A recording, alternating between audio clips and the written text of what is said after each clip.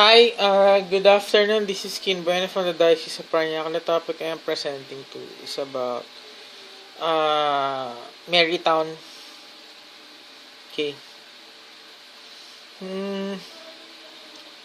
The notion that I have here with Marytown presupposes that our convergence of technocratic ability presupposes that divine law considers that the original sin can be bypassed thoroughly through Christianism. However, the bypass presupposes that divine law considers eternal law, subjugating according to the moral standards of eternal law. Otherwise, there's eternal sin committed. So the church is committing infallibility of power via Trinitarian quote-unquote power, via reason that the Trinity considers an apostolic mission for that matter. However, Christ as the head of the church is bound to be understood until the reasoning commits it infallible. The lack of reason thereof begets a nature of a contrary wise understanding of eternal law, quote-unquote. However, via reason that grace approves a consideration based on eternal law must be reasonable according to divine law itself. However, the Marian Catechism explains that the reasonable notion of the immortal Godhead must be according to Doctoraris, or the reasonable notion that apostolic foundation can be developed by reasonable time over time. However, the reason that Marytown presupposes that the rational content of Mary's power is overall universal, overall fallibility based, quote unquote, overall infallibility based as well, quote unquote. So we presuppose that Mary's power is overall righteousness.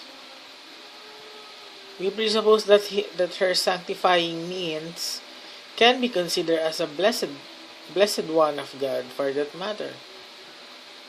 However, as a sampling of an Marian Catechism explains that why Mary has been called blessed, or rather than she is not, for a saintly matter, considers that the effect of rationality of eternal law via reason of mortality considers that her perpetual consideration can be dogmatic. Is it? As far as assumptions, as far as dogmatic theology is concerned, as far as my knowledge is concerned, it is an error, quote unquote. I'm not sure about it, but rather the existence of her perpetual virginity considers that her notion of existing love presupposes that the Holy Family is by reason correct. So, a part of Marian Catechism explains that Mary's virginity lasts forever. Any other virginal issues based on a thought process is completely protected by Mary.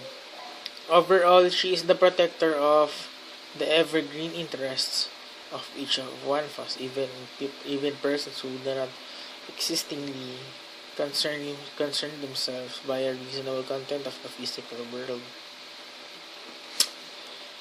So basically, our notion that Christ exists via reasonable content explains the rational content of Christ. Otherwise, we cannot express our mind in the reasonable content of age of reason. To express our mind expresses the unity in who we are, expresses our rational originale, or by original rules, is known independent of our soul. Is it? Is it an error I have for that matter? However, to express our mind expresses the new law, or rather, the old law has been passing away and the new law has completely emerged. However, old law does not dispose itself of its rational new logic, rather the new or the existing notion that the Holy Family is by all law correct. Thanks a bunch.